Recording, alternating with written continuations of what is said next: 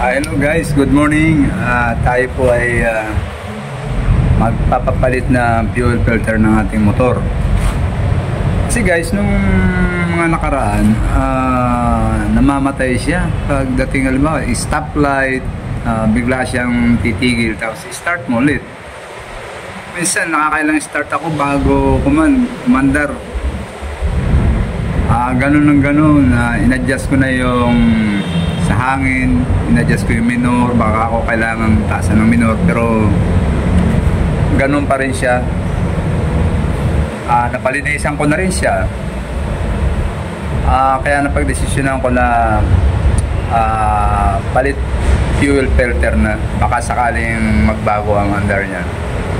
Kaya tayo po ngayon ay maghanap ng gawaan para magpapalit ng fuel filter. Thank you guys!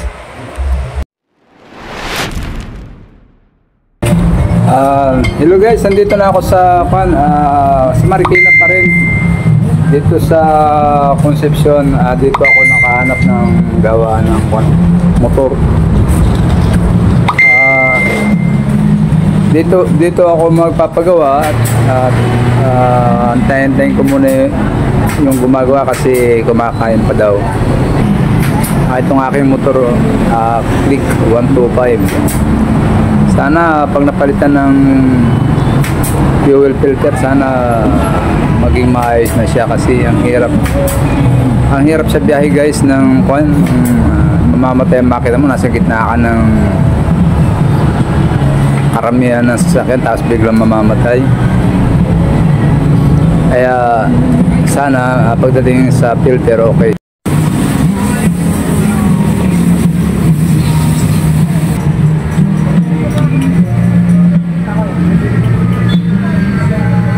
Yung filter niya original ba? O okay lang yan.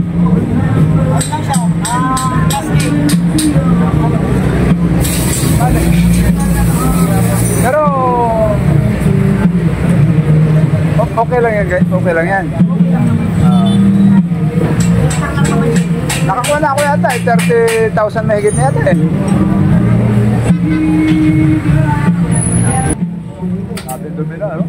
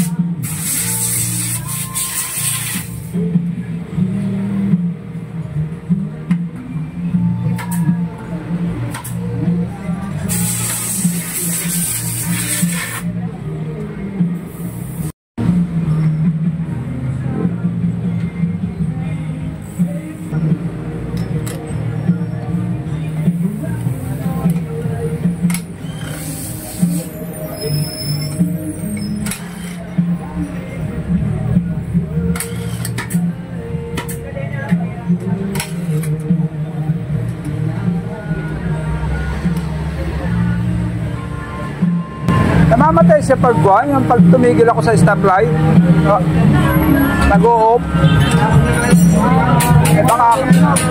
Napalinisan ko na dito yung kanya niya, yung parang carburetor ba yun? Oo. Tapos pina-adjust ko na rin yung may inikot sila dyan sa loob. Alam, pagdating sa stoplight, namamatay eh. Lalo na pagpaahon. Alam mo, bibitawan mo yung throttle. Ako, wala. Tatabi ka na lang kasi medyo matagal din umi-start.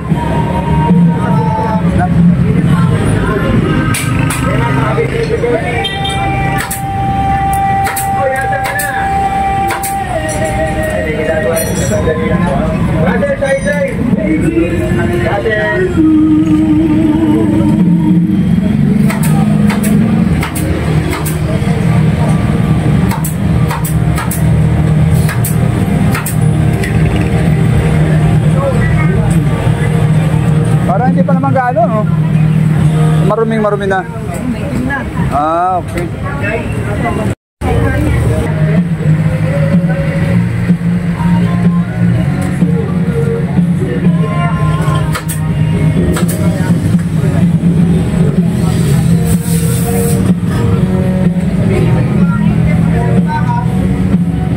bago lahat ng o-ring niya, no? Buti hindi siya lumalambot sa gasolina, no?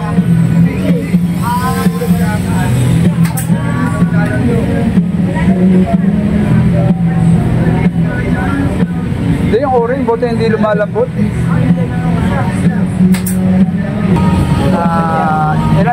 Ilan thousand kilometer bago magpalit ng filter? 8,000 or 1 year? 1 year?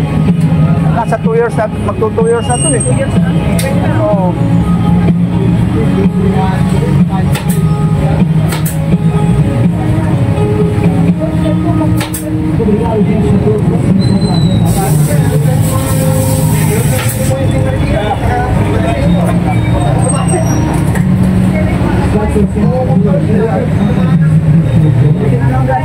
Kaya ito na mo rin niya, Brian.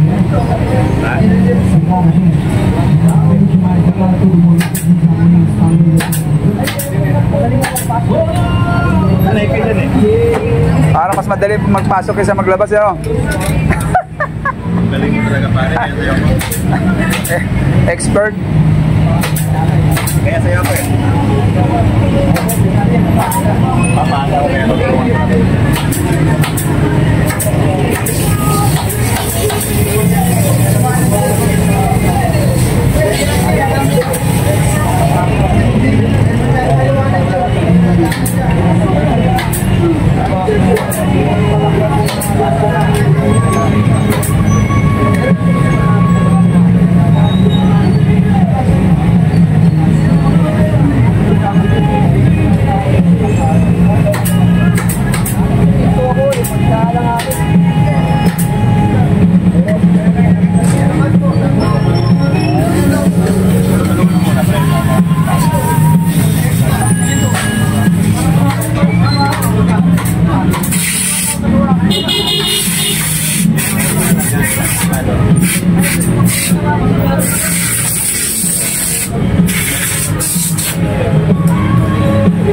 Ganun pala ang pag-testing nun.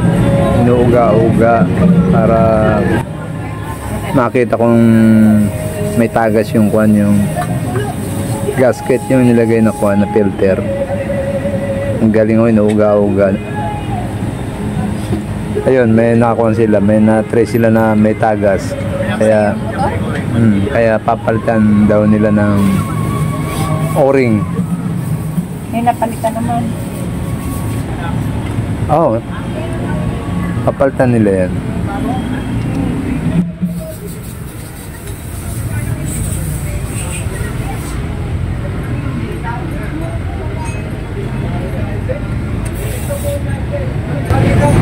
Ano pag hindi maayos ang kwan, may tumutulo siya? Tumutuloy po. Ah. Palitan ko ng oil.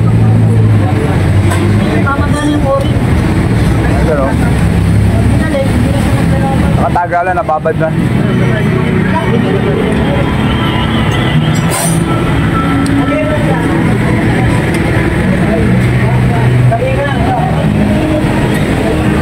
Namamagana pala ang o-ring niya. Hindi mo ba sinabihan ito?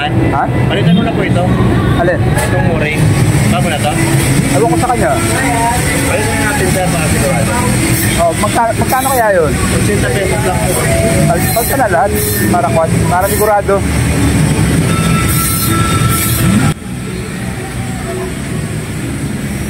Magkano po ito?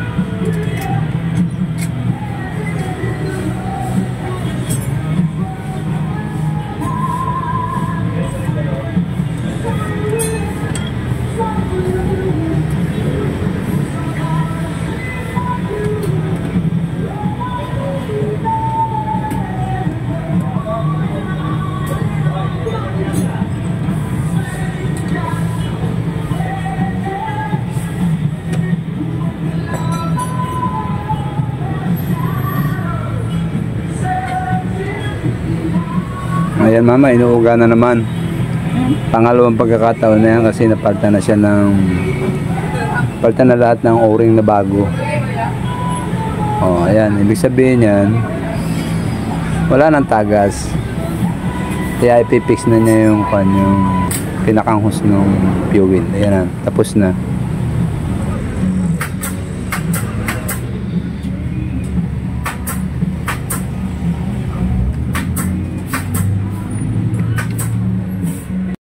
Guys, ang filter niya sobrang dumi na talaga. Hello guys, tapos na po tayo ng ating pagpapalit ng fuel filter. Sa wakas guys, nahuli ko rin ang problema ng aking motor, Click 125. Namamatay pag sa stoplight, binitawan mo ang throttle, namamatay. Sa paahon, namamatay din siya pag binitawan mo yung throttle. Sa tinagal-tagal kong paghahanap ng diferensya guys, pinalinisan ko na makina, in-adjust ko yung hangin, yung minor. Ang problema lang pala yung fuel filter. Nagkamali ako doon kasi ang fuel filter inaabot sa akin ng 2 taon halos.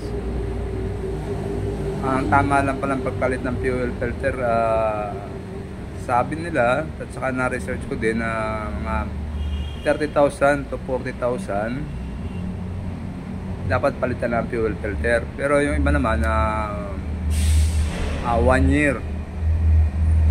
Yung sa akin nasa 2 taon na kaya siguro talagang nagloko. Hindi ko lang napansin na fuel filter pala ang problema. Kaya guys, pag motor nyo ganito ang nangyari, try nyo rin palitan yung fuel filter kung matagal na, kasi minsan yung pala nagiging diferensya kapag biglang umi-stop sa biyahe. Hirap ng ganon, yung nasa gitna ka ng takbo tapos biglang mamamatay, biglang mag-o-off yung engine. Kaya sana po ay meron tayo, may mapulot kayong aral dito sa aking vlog na ito. Thank you guys.